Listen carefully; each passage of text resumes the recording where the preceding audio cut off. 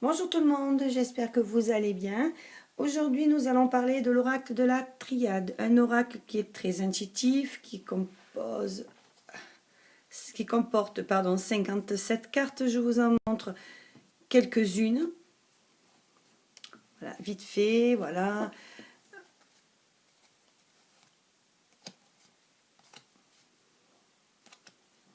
Voilà, aujourd'hui, nous allons commencer par des significations de la première à la cinquième. Nous continuerons ensuite par de la cinquième à la dixième dans une prochaine vidéo. Nous irons de 55, puis ensuite nous irons faire aussi quelques exercices. Et puis les associations aussi entre elles, ce qu'elles peuvent signifier. Et pourquoi pas après se faire des petits exemples ou se faire des petites problématiques. Voilà, nous commençons aujourd'hui par la carte alpha. La première carte, on nous dit souvent que la première page du livre est toujours très, très passionnante. Donc la carte alpha, c'est la première du jeu. Donc elle nous annonce que c'est un début d'un cycle, un point de départ, un commencement, une nouveauté. Si nous avons un projet, ça y est, c'est le moment, il faut se lancer, il ne faut pas avoir peur. Et c'est une carte d'ouverture qui nous annonce que ça peut arriver aussi très rapidement cet événement, qu'il ne faut pas avoir peur. Quand on parle d'un caractère, si on recherche le caractère d'une personne et qu'on tombe sur cette carte alpha, on nous dit que c'est une personne innocente, un peu immature et naïve, cependant très volontaire, donc assez indépendante, assurer sa propre autonomie. Voilà, sur le plan affectif, on nous dit que c'est un petit peu flou quand même, hein, au niveau des premiers contacts. Ça annonce une ouverture, hein. Que ce soit positif ou que ce soit négatif, ça, il faut le voir aussi avec les associations qui s'y impliquent. On peut dire aussi que c'est une relation sentimentale très probable avec quelqu'un de plus jeune, beaucoup plus jeune que soi. Au niveau matériel, on nous dit que pour l'instant, la situation financière, c'est un peu instable, d'accord? Mais bon, attention, elle est amenée à évoluer. D'accord? Donc ça aussi, il faut voir avec les cartes avoisinantes. Ensuite, au niveau du professionnel, c'est quand même une profession indépendante. Vous voyez, profession libérale ou travailleur indépendant, artisan, etc. On dit aussi que si on peut avoir une évolution dans le travail, c'est à prévoir. Donc il n'y a aucun souci là-dessus. Si vous envisagez une augmentation, sachez que si vous tombez sur cette carte, vous pouvez aspirer à ce qu'une évolution au niveau professionnel arrive. Voilà, c'est une carte aussi très spirituelle. Et puis après, nous verrons aussi au niveau des associations ce qu'on peut nous en dire un peu plus. Nous passons à la carte numéro 2, qui est une carte isolement. C'est une carte qui est un peu... on se retrouve un peu en désaccord avec certaines personnes, dans l'isolement le plus total. C'est un repli sur soi, c'est une solitude, c'est une carte très dure, hein. Attention, ne pas la voir non plus comme une carte noire ou très néfaste. C'est une carte, des fois on a besoin de se retrouver un petit peu tout seul, s'isoler dans un coin pour faire le point sur certaines choses. Bon, après on nous dit aussi qu'il faut faire attention quand on reçoit cette carte, quand nos guides nous disent attention, il y a un message comme ceci qui arrive. Il faut faire le point, réfléchir sur la situation, parce que c'est une période qui est un petit peu sombre et qui est un petit peu difficile à assumer. Donc, allez, on se remet un petit peu les fesses, comme dirait l'autre, et on donne un petit coup de rein et on se remue un peu. Voilà. Au niveau du caractère, c'est un caractère un peu replié sur soi, solitaire, d'humeur taciturne, renfermé, un peu avec des complexes, angoissé. On peut dire aussi qu'il y a avec cette carte des problèmes de digestion. Sur le plan affectif, on nous indique aussi un manque total de communication qui entraîne une solitude pesante, chacun est un peu de son côté. Puis c'est mal vécu, bon après il faut voir aussi avec les cartes avoisinantes, on peut nous dire aussi que la situation financière est difficile. Elle est un peu bloquée. Vous voyez, par rapport à tout ça aussi, on peut se dire qu'on est au milieu de cette cage et qu'on est un peu bloqué, renfermé. On est un peu isolé de tout ce qui est autour. Voilà. On nous dit aussi, au niveau professionnel, les rapports dans le travail sont sinon mauvais, du moins inexistants. Voilà, la situation professionnelle, non seulement elle évolue pas, mais en plus, elle stagne. Voilà. Bon, je vous en dirai un petit peu plus sur cette carte. Je ne veux pas non plus que vous croyiez qu'elle est très néfaste, parce qu'elle peut être aussi très bonne si elle est très bien accompagnée. Voilà, la carte numéro 2. C'est une carte de clairvoyance. On nous dit aussi c'est l'acceptation, l'harmonie. Il faut écouter ses émotions. Ça, c'est la priorité. Et puis, comme c'est une carte de clairvoyance, on verra aussi les choses telles qu'elles sont et non tant telles qu'on aimerait qu'elles soient. C'est une période stable dans tous les domaines, financiers, affectifs, etc. Donc, c'est une carte d'ouverture aux autres. Il faut un peu plus s'ouvrir, il faut un peu plus être en contact avec l'extérieur. Être un peu plus à l'écoute des ressentis émotionnels. Si on a un ressenti, c'est pas qu'il arrive comme ça, subitement. C'est qu'on se dit, bon ben voilà, on s'est écouté, on a un ressenti. Tiens, écoutez ce ressenti, foncez si vous devez foncer. Changez de voie si vous devez changer de voie ou ainsi que de chemin, et à partir de là vous verrez l'évolution de votre situation. Ensuite, on nous dit au niveau du caractère, c'est une personne très équilibrée, calme, réfléchie, lucide, très intuitive, serviable et docile.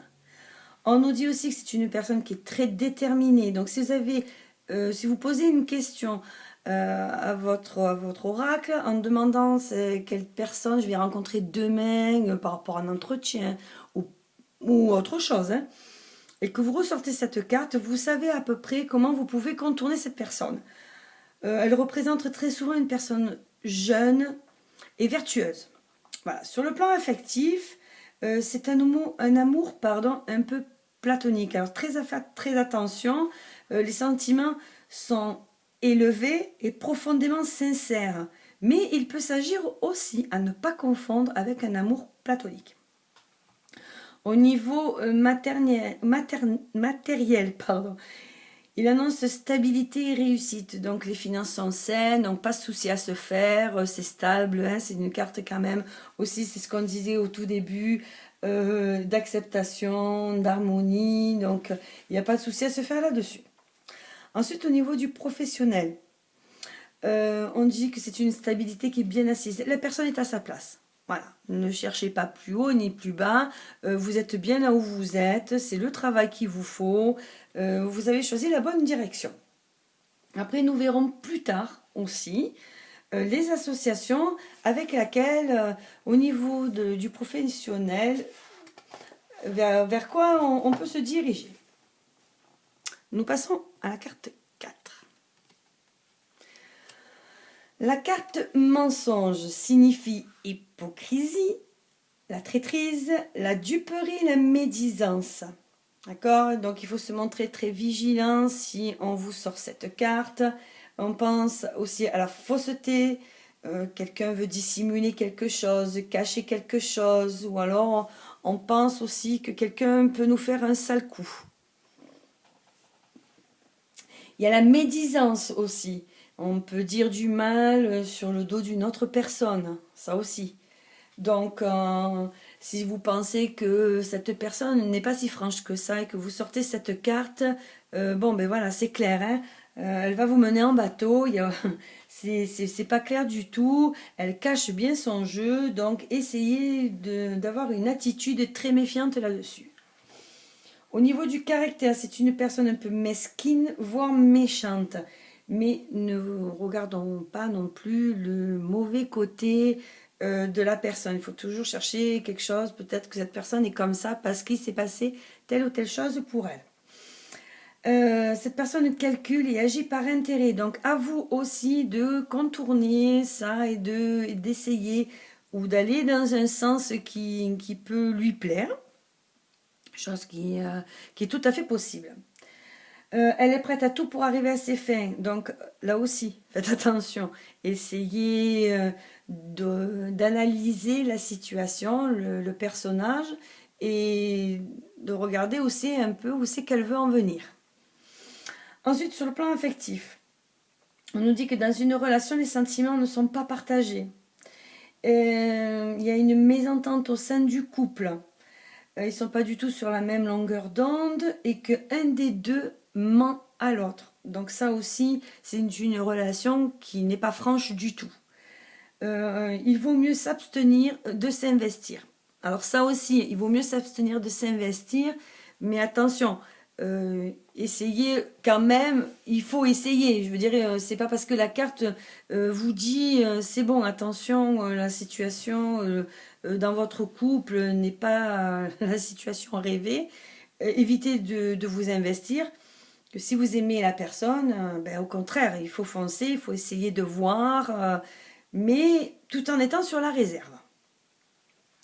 Ensuite, pardon, on vous dit aussi qu'au niveau matériel, la situation est difficile. Un contrat falsifié a été signé ou les finances ont été mal gérées. Il est à craindre que non seulement l'argent escompté ne rentrera pas, mais qu'en plus, il risque d'y avoir un surendettement pour telle ou telle raison. Attention, ça aussi, on vous dit de gérer un peu mieux votre argent, car quelqu'un en face de vous est en train de mal le gérer pour vous. Au niveau professionnel, on indique aussi qu'une personne gagne de l'argent de manière un peu frauduleuse, par des détournements, ben, d'où la carte mensonge. Bon, après, ça peut pas être non plus la personne a fait un casse ou quelque chose. Bon, elle peut faire des investissements un peu frauduleux à côté. Bon, ensuite, on peut aussi regarder, hein, il y a des délits, des vols, etc.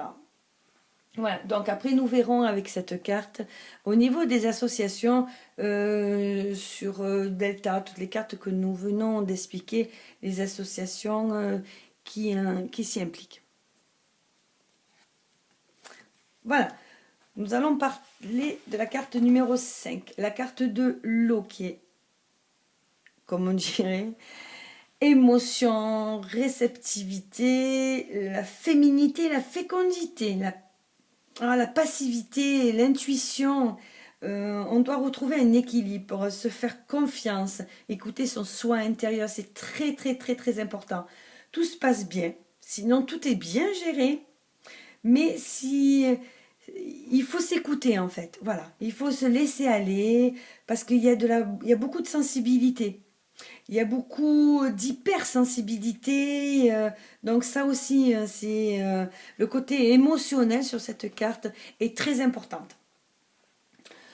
On nous dit aussi que c'est un caractère, puisque c'est la carte de l'eau qui désigne une personne très intuitive, sensible, douce, réceptive, qui s'adapte facilement. Ne pas confondre avec de la naïveté, pardon. De nature rêveuse et nonchalante. Elle peut parfois s'avérer versatile, d'accord?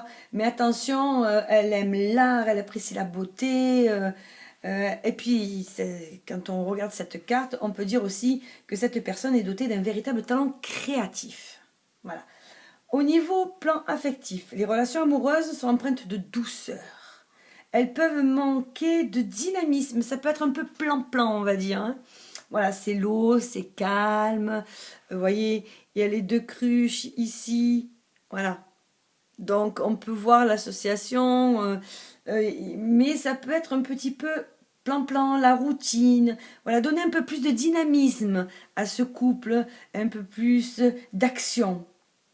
Sinon, il n'y a pas de souci pour vivre pleinement leur amour, pleinement cet amour, pardon.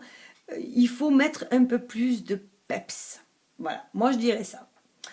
Au niveau matériel, on indique qu'elle est détachée du plan matériel. Voilà. faudrait un peu plus de rigueur dans la gestion, justement. Ça lui serait beaucoup plus profitable et pour éviter aussi les frustrations financières. Au niveau professionnel, au sein d'une équipe, il règne une bonne communication. On peut dire aussi que c'est lié au métier qui touche l'esthétisme, d'accord? Et à la mode, parce que c'est le côté féminin, le côté intuitif, le côté sensible, la mère, la féminité, la fécondité, voilà. Donc c'est vraiment ce côté-là, on nous dit de plus regarder vers le côté de la mode et de l'esthétisme. Voilà, après nous regarderons aussi par rapport aux associations, comme je vous expliquais, lors des prochaines vidéos. J'espère que vous avez bien pris note de ces premières explications. Je vous souhaite une bonne continuation dans de bonnes explications au niveau des cartes. Je vous embrasse très fort et puis je vous dis à bientôt pour une prochaine vidéo.